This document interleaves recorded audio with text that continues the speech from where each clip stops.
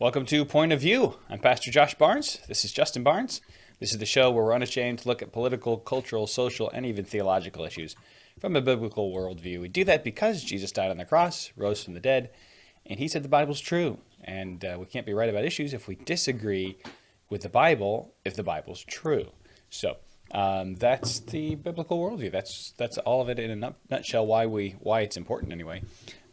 Today, we want to take the biblical worldview and apply it to what's going on down in Florida. And honestly, I'm really, I'm not surprised at what's going on with Disney in Florida, but it is sad.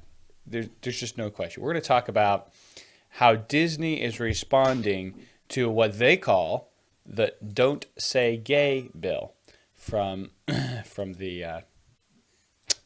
in Florida, which is not a "Don't Say Gay" bill. Never in the bill does it say don't say gay.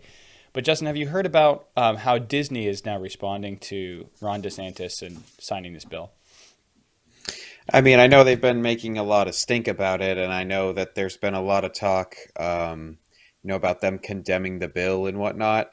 I haven't heard anything specific as far as like any particular actions they're taking directly here outside of a lot of grandstanding. But I know that, that there's been a lot of stuff coming out about how they're super, super gay and stuff like that. So, outside that, I wouldn't know. Yeah. So, and you're familiar with the bill. I think we've talked about this a couple times on the show. The bill doesn't actually say "don't say gay." That the word "gay" isn't in the bill. The bill is about prohibiting teachers from teaching in the classroom from grades kindergarten through third grade. They cannot teach about sexual things in the classroom. I feel like most parents, when they hear what's actually in the bill, they're like, wait, that's not already a thing? How is that not already a bill? How is that not already in law that you can't talk about sexual stuff in a classroom with kindergartners, first graders, second graders, and third graders? The only people who want to do this, have any kind of sexual conversation with children this age, are predators. They are the worst of society who want to groom kids for sexual perversion. Like this, that's the only reason you would want to do that. This is disgusting. And the fact that the left is outraged is more disgusting. And the fact that Disney, a supposed children's movie, what's the word I'm looking for? Outlet, right? It's not just an outlet. I guess it's production and the whole, it's like a Hollywood for kids, right? Disney is outraged about this. This makes me absolutely sick to my stomach that I have a single Disney app on any device.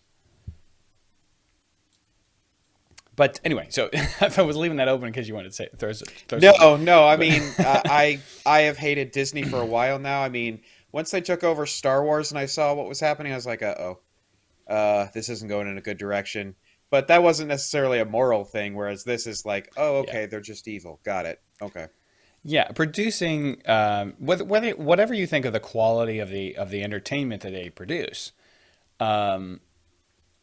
that's not really relevant to this. But even if even putting adult content aside, like I would say Star Wars is intended to be more adult. A Marvel and all Oh, those kind no. of things. No, Marvel or Star Wars is originally a kids series. Like it's geared towards kids. There's lightsabers and explosions and TIE fighters. Now, that's not to say it's not meant for adults to not be able to enjoy it, but it is absolutely written in a way that is supposed to be attractive to kids and things like that, the high fantasy elements and all that sort of stuff. So Star Wars itself is also a kids thing, and lest we forget, except for in the Chinese version, they did inject some of the LGBT stuff into Star Wars as well. Yeah. So, Yeah, no, they absolutely did.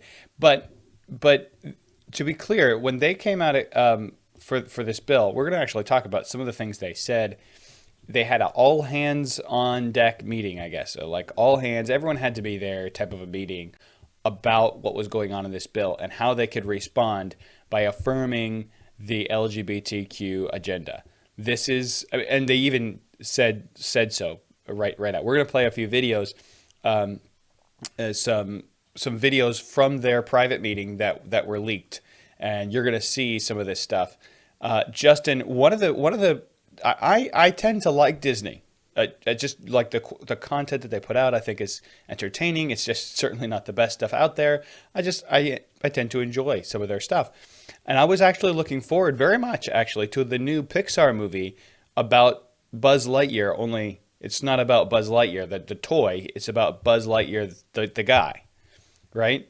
But because I've read different things about it, but what's going to happen apparently in this movie is there's going to be a lesbian kiss in the movie, and Pixar apparently has been trying to put a lesbian kiss or homosexual stuff in their Pixar movies for a long time, and someone higher up has been shutting them down, saying no, no, no, this is an animated movie, doesn't need to be in there. Yeah, of course not. Doesn't need to be anywhere, but certainly not in an animated kids movie. And now, because of the "Don't Say Gay" bill, they're using that as an excuse, and they're going to come out in support of LGBTQ stuff by putting a kiss in a Pixar. Do you remember Pixar when we were growing up? I mean, we're talking Yep. Toy Story, A Bug's Life, like these innocent, awesome cartoons that we just like flipped out, thought they were the best things in the world. And now I cannot even. I not only can I not take my kids to see it, I refuse to watch the next Pixar movie coming out. I can't believe that. I mean, none of this is surprising to me, but that doesn't make it good, obviously. But yeah, I do remember actually now that you mention, I do remember them basically saying, well, because of this bill, now we're going to make sure that kiss is in there, which honestly, in a sense, I'm kind of like, okay, good, because they've been trying to push this stuff for a while now, and the fact that they're going to be open about it, the fact that they're just going to all the chips into the center, this is who we are, and we're going to be in your face about it now. Maybe that'll start making some parents uncomfortable enough to actually do something about it. And maybe that'll make some Disney employees uncomfortable enough to do something about it. Because here's the thing. Also, what came out this past week is that apparently, and I don't know how reliable the report is, but there's reports that the vast majority of the Disney employees, which there are thousands and thousands of, the vast majority of them don't support this kind of crap. Are fully on board with the Florida, I think it's Parental Rights in Education Act or something like that. They're fully on board with it, which maybe when Disney starts ramping it up, maybe some of these cowards will start speaking up, because the idea of a silent majority is not a good term.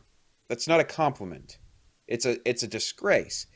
And so if the majority of people at Disney really are embarrassed by what's going on with the company, maybe Disney pushing all the chips into the center and saying, this is who we are, in your face, we're for grooming children in the classroom, we're for all this sort of nonsense, maybe that'll cause some people to finally say, okay, enough is enough. We're going to cancel our Disney subscription. We're going to not go to the newest copy-paste Marvel movie or show, or we're going to find a different job, or we're going to protest. Just like, I mean, if leftists do it at Netflix and Spotify and all these places, maybe they can do it at Disney too, only for a righteous cause this time. Yeah, honestly, we have to whatever wherever you think is the line you've got to people have always debated about boycotts too, right? Are they effective? Is it really good? Yeah. I say we treat Disney the same way we treat any other movie in Hollywood. If they put out good content, you go watch that to show that's the type of content you want. But the problem is now that when you have a subscription to Disney, you're paying for all the content. You're not saying I want this and not that. And this is why I got rid of Netflix. And so I think it's Disney's turn next. Anyway, so let's talk about these insider Well, videos. Go ahead. I was just going to say real quick, maybe at some point, I don't know if we'll be able to fit it in this episode, but maybe at some point we ought to have a discussion on the Christian approach to how your conscience should behave concerning supporting and buying products from people who are pushing evil and stuff like that. I think that's an interesting conversation that needs to be had. No, that is actually that's a great conversation. We may even do that this week, depending on what else we have for the next couple of shows. But that is a great. We had that conversation. I think maybe a year or so ago when the Cuties came out and the Netflix thing. Yeah. But I think it'd be good to have that conversation again. Absolutely. Let's jump into some of these insider videos here. This is from the Walt Disney Company. These were their, it looks like not really a Zoom call, but sort of a Zoom call, sort of a meeting. And this is from, let me get the guy's name, Christopher F. Rufo on Twitter, who obtained these insider videos. And this first video is Disney corporate president Carrie Burke. And she's talking about how to respond to the Don't Say Gay bill in Florida and how they need to affirm LGBTQ better. They need to do a better job of affirming this in Disney movies. Here we go. I'm here as a mother of two queer children, actually, one transgender child and one pansexual child, and also as a leader. And that was the thing that really got me, because I have heard so much from so many of my colleagues over the course of the last couple of weeks in open forums and through emails and phone conversations. And I feel a responsibility to speak, not just for myself, but for them, to all of us. We had an open forum last week at 20th where, again, the home of really incredible, groundbreaking LGBTQIA stories over the years, where one of our execs stood up and said, we only have a handful of queer leads in our content. And I went, what? That can't be true. And I realized, it actually is true. We have many, many, many LGBTQIA characters in our stories, and yet we don't have enough leads and narratives in which gay characters just get to be characters and not have to be about gay stories. And so that's been very eye-opening for me. All right, that's about all I can stomach of her. This is terrible. Just her entire perspective, the way she's looking at this, is just so wrong. Let's start at the beginning though. She has two LGBTQ kids.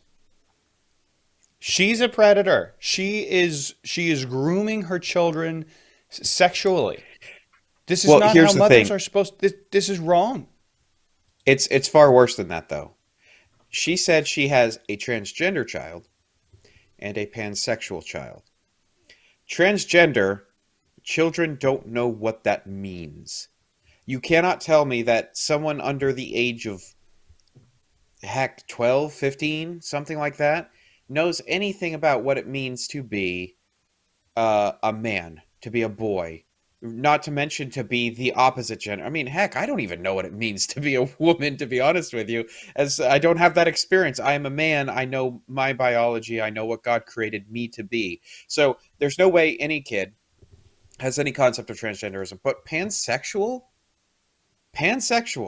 You're telling me a kid knows something about their sexual desires not being bound by gender identity and gender expression? You're telling me a kid knows that? Absolutely not. Absolutely not. There is no way on earth that these kids came to this on their own. This is why there is no question. This is not a natural occurrence of we're just having a more free and open society where people can just be who they are. No, this is absolutely programming. Yeah. Absolutely, this is on purpose.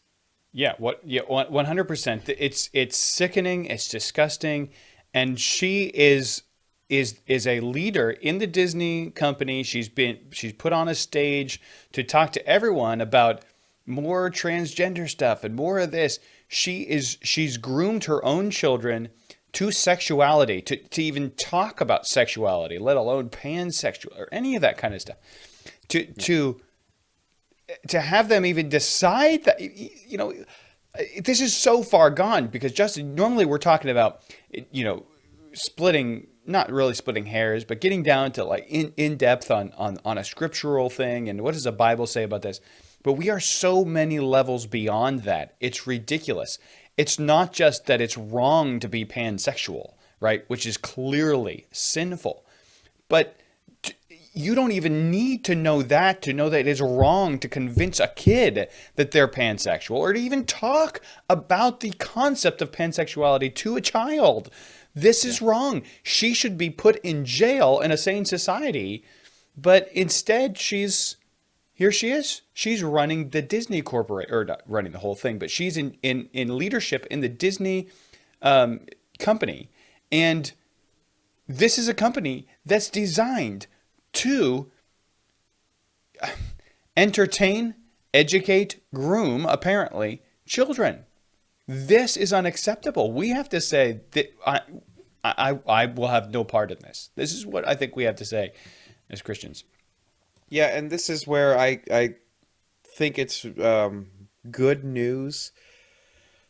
I say it hesitantly and with some reservation because of recent things that have happened, but good news tentatively that the Daily Wire has announced that they're going to start putting out kids content and like animated shows and stuff like that, because the fact of the matter is, not that kids need to be watching TV all day. That's one thing, but there ought to be some sort of entertainment out there for kids. And I like the we'll do it ourselves mentality. But the fact of the matter is, this is getting to the point now where we've come to with like, and we're kind of seeing this all at one time, is public schools, you can't send your kids there. You got to find something else, because this is what's going to be created in public schools. Watching Disney stuff, maybe old Disney stuff, like Lion King and Toy Story and whatnot, not new Disney stuff. And it seems like at this point, we're coming to all these marks where it's like, you just got to find an alternative at this point. Sorry, or else you're going to lose your kids. Absolutely. You certainly, it's sad that you cannot let your kids unfiltered on the Disney app. Okay. Even if you choose to keep it, you cannot let them just watch whatever they want, because they're going to be indoctrinated to pansexuality or whatever.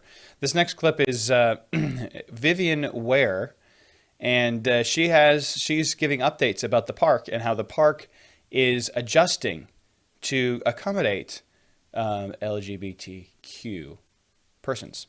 Last summer, we removed all of the gendered greetings in relationship to our life skills. So we no longer say ladies and gentlemen, boys and girls. We've provided training for all of our cast members in relationship to that. So now they know it's hello everyone or hello friends. We are in the process of changing over those recorded messages. And so many of you are probably familiar when we brought the fireworks back to the Magic Kingdom. We no longer say ladies and gentlemen, boys and girls, we say dreamers of all ages. And so I love the fact that it's opened up the creativity, the opportunity for our cast members to look at that. We have our cast members working. So you can't say ladies and gentlemen anymore at Disney. Now you've got to say dreamers of all ages. But here's the problem. What about people who aren't in age or are questionable about their age? What about people who are, they're age fluid? Why do you have to? And what about people who are dream fluid? Right? Why do you have to narrow me down to those who are dreamers and those who are not, and those who have age and those who do not? I mean, the whole thing is nonsense. You can't just redefine words and then say, okay, now these other words, they have actual definition, even though man and woman don't have a definition. Dreamer and age, those have definitions. If man and woman don't have a definition, nothing has a definition, and you can't use any kind of anything. Your whole world, has to be consistent, implodes on itself and destroys itself. It's just a bunch of nonsense. Not to mention that I feel terrible for the people that keep taking a blow, and that would be the non-personage identifying people. Because what about people if they don't identify themselves as a person? It's a person. Maybe they identify themselves as a thing. Maybe they're an Apache helicopter today. Maybe they're a tiger, which isn't a person. What do we do about those people? But are we just okay with offending them? Because this is all about offense. And by the way, if this is about offense, here's how you know this has nothing to do with kids. Because I have never one time said boys and girls to a group of children and had any one of them get offended by it. Yeah. Unless it was a group of just boys and you say boys and girls, then they'll be like, ew, no, or something like that. That's not what children don't give a crap about this. The only kids that will care today is kids whose parents have told them you should be offended because remember little formerly Johnny, you're now Susie. So if someone calls you a boy, you should be upset about that. This is child abuse on steroids. Yeah. God has given children to parents to be protected, to be raised. Parents have an assignment from God. They have authority from God. God has all authority in heaven and earth. He's given to parents authority to raise and protect and guard their children. And we've already seen an example of one parent who's a leader in Disney who has completely just, perverted and warped that authority into something that's not really oppressive isn't the word I'm looking for, but is disgusting and grooming her children towards just the worst imaginable destructive things in their life. If a parent told their kids, go play in traffic, we would all be appalled. But when a parent grooms their children for sexual destruction and sexual molestation and all kinds of things down the road, we give them money and say, make more movies for us? Let's see if we can fit another clip in. There's 4 of these that Rufo released. But this one I wanted to get to. This is Nadine Smith tells the LGBTQ employees that Governor DeSantis wants to erase you and criminalize your existence and take your kids. So who's the real predator? Well, it's Ron DeSantis. That's who it is. Coverage, but the context is also who is pushing it, what their record is, and what the history is in Florida. You can go back to the 50s, to the Johns Committee, where the legislature was actively put together a task force whose whole job was to root out civil rights workers and any homosexuals in the university system. They destroyed lives. Literally, people committed suicide behind the relentless attack. And then you have Anita Bryant, and many of us are of an age to remember Anita Bryant's Save Our Children campaign, which was premised on the same ideas that undergird this bill. And because of her campaign, that equated being gay with being a child predator, she was able to pass a ban on gay people being able to adopt, a marriage ban, and then she took that nationwide. And so when we react to this, a lot of us are reacting from the pain we experienced of being isolated and stigmatized in school. But we're also reacting from the reality that when they can erase you, when they can criminalize your existence, when they can demonize who you are, the next step is to criminalize you and take your kids. And we're already seeing that in Texas. So the slippery slope between these ugly messages, emanating from legislative leaders in our state. And then, okay, we get the gist of her argument. We've talked about what's going on in Texas. Justin, you look like you want to jump in there. I'm just going to let you run with this. I just hate this terminology of criminalize your existence, and they deny our right to exist. But it's one of the weirder misrepresentations I've ever heard, because I don't know. This bill has nothing about LGBTQ existing. Yeah, right? Yeah, existing. It's not about them existing. Show me one person who's advocating that they shouldn't exist at all. No. What we're saying is it's immoral and wrong. So if you want to push this on children, no, you can't do that. Sure, transgender people exist. I'm not going to grant the premise of the whole ideology, but what I'm saying is people who identify themselves as transgender exist. We're not arguing that they should be evaporated out of existence. We're saying what they're doing is wrong and should not be pushed on children. Now, we could also have the discussion about whether it should be legal to do transgender stuff and homosexuality, but that's not the discussion we're having right now. But either way, this whole they're denying your existence. No, we're denying an action that you're trying to push people into taking. When has that ever been a bad thing in a society? I mean, Well, in concept, because well, we push murderers to not murder, right? That's Yeah. not denying murderers' existence. We're just saying don't do that. this It's absurd. this is what they've been getting away with though for years now, Justin, is it's not good enough for them to just say that, for a man to say I'm a woman. You have to acknowledge and admit and submit to that definition that he makes of himself. I'm a woman, right? Now it is, you are now denying his existence if you don't say, yeah, you're a woman, and lie to the guy, right? And the same thing goes here. You are denying the existence, you're denying the rights of LGBTQ to exist if you don't let LGBTQ teachers teach children about LGBTQ stuff. That's disgusting. It's completely insane, but it's built on the premise that they've already established and that so many people have already accepted. Yes, you want to be called that, I'll call you that just to be nice. I say if that's the definition of nice, then we need to stop being nice. We really do, because it's not very nice to people. It's not very helpful. It's hurting people. Truth has we to got a couple matter at a minutes. certain point. Yep. That's the thing, is truth has to matter at a certain point. And if we're going to be in a society where niceness is going to be the determining factor rather than truth, then you're not going to have a nice society after too long. So that's the simple thing, is niceness is there's nothing wrong with being nice. I think it's a perfectly fine endeavor. But if that's at the foundation, if that's what you're building up from, is be nice, and then we'll pile stuff on top of that, that means truth only comes when it's convenient. And that means your society won't function after too long.